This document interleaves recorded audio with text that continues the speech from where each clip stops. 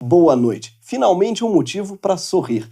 Quem diria que seria do Brasil que viria a cura para o coronavírus? Apesar do nosso pouco investimento em ciência, foi uma mulher brasileira que descobriu o tão esperado remédio para o Covid-19. E nós conseguimos uma exclusiva com Ana Paula Souza, ela, a carioca que já salvou milhões de vidas e hoje é a maior candidata ao Nobel de Medicina. Ana Paula, tudo bem? Conta pra gente como foi que isso aconteceu. Qual é a sua especialização, sua formação dentro da medicina? Não, eu sou só publicitária. Olha só, e quando foi que surgiu o seu interesse pela medicina? Tem uns 15 dias, mais ou menos, porque você vê, eu tenho 4 filhos, né? Tem 2 crianças, uma adolescente e um bebê. Um marido que não serve pra muita coisa, um apartamento com 2 quartos. Então eu pensei, eu tenho que achar a cura disso aí mesmo. Sim, mas, Ana Paula, cientistas do mundo inteiro estavam tentando. Especialistas que estudaram a vida toda passavam os dias dentro de um laboratório à procura dessa cura. Como foi que você conseguiu chegar nela? Mas será que eles tentaram mesmo? Porque eles tinham criança no laboratório? É. Não tinha, então não precisava tanto. Eu acredito que não, Ana Paula. Pois é, porque, você vê, eu tenho 2 crianças aqui que ficam tentando bater uma com a cabeça da outra até jorrar sangue e sujar o tapete. A tua adolescente se tranca no banheiro pra cagar ouvindo K-pop. O único banheiro da casa. O marido fica na sala vendo reprise do Campeonato Carioca de 2015. Então você não recebeu nenhum tipo de incentivo. Não, incentivo foi o desespero. Porque como é que pode? O teu menor pega o hidrocor e rabisca a parede inteira. Como foi então que você chegou na cura? Quando a minha adolescente começou a fazer TikTok, aí eu pensei, bom, ou eu acho a cura, ou eu vou pro metrô lamber um corrimão. Não. Perdão, eu quis dizer, qual foi o procedimento que você utilizou para chegar? Meu marido começou a tossir, e aí eu achei até melhor que tenha sido ele, porque a gente não tem muito apego a ele. Eu pude testar várias coisas, ele come qualquer coisa também. Aí eu fiz uma canja, um cremogema, até minâncora, mas nada. Você acredita? Esse vírus, ele é tinhoso, danado. Qual foi finalmente a substância que... Água! Cabeça pra baixo, 3 segundos. Ó. Mas isso não é para soluço, Ana Paula? Né? Coincidência boa, né? Sim, então, graças à sabedoria popular brasileira, que o mundo se viu livre desse vírus que matou tanta gente. Ana Paula, você pretende ganhar alguma coisa com a conquista desse remédio? Não, só em a creche ter voltado pra mim já tá pago. Agora, se quiser também arrumar um emprego pro meu marido, ó, melhor ainda. Gratidão pra vocês. Aula 14. A geopolítica das pandemias e crises sanitárias. Vamos lá, pessoal, olha só. Quando a saúde ela vira uma questão geopolítica, né? A gente lembra, né, de como tudo mudou em 2020, né?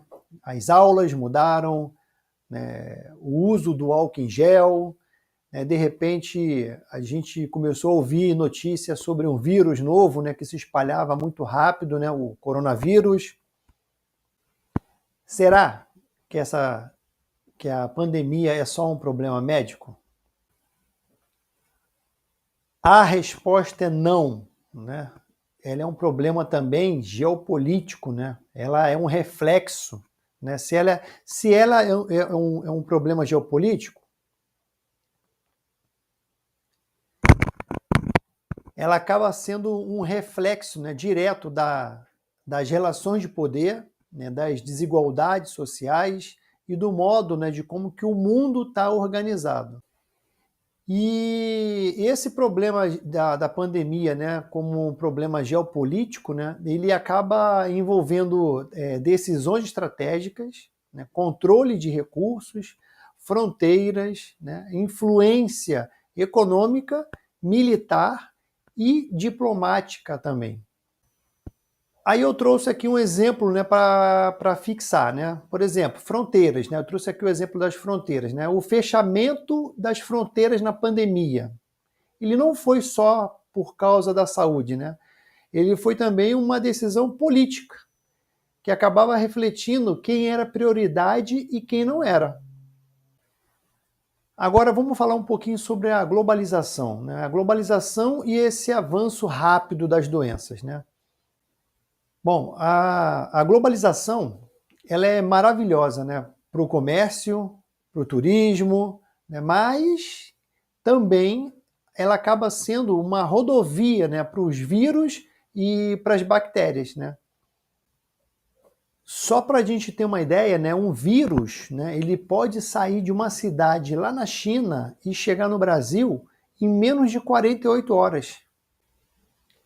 E é exatamente aí que a lógica, né, daquele mundo sem fronteiras, né, idealizado pela globalização, acaba entrando em conflito, né, com essa geopolítica do isolamento. Né? E eu não estou falando só do isolamento de você ficar isolado em casa, né? Estou falando do isolamento comercial, econômico, né, político. E o acesso desigual à saúde, né? E os recursos, como é que eles foram administrados? Na pandemia, o mundo inteiro ficou doente, né? Mas nem todo mundo teve o mesmo remédio, né? Isso literalmente.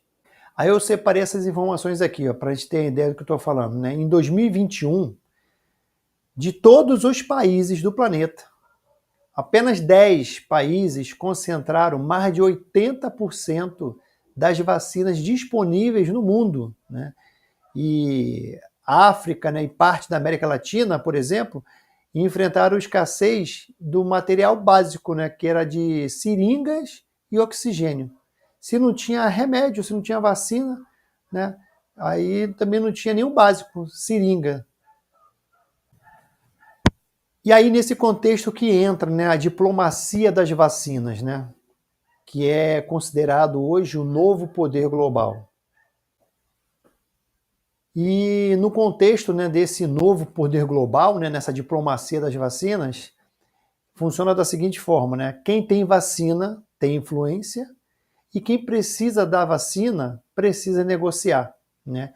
E aí a gente vê o uso, né, de vacinas, né, como um instrumento de política externa, né, para conquistar aliados, né, ou até mesmo para poder reforçar laços de dependência.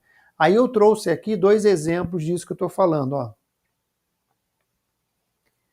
Primeiro, a gente falando sobre a China, né, que nessa diplomacia das vacinas, né, a China ela acabou que enviou vacinas para países da América Latina e da África, né, mas não de graça. Né, isso tudo foi em troca, né, de apoio em fóruns internacionais, inclusive aqueles que eles não participam. Né.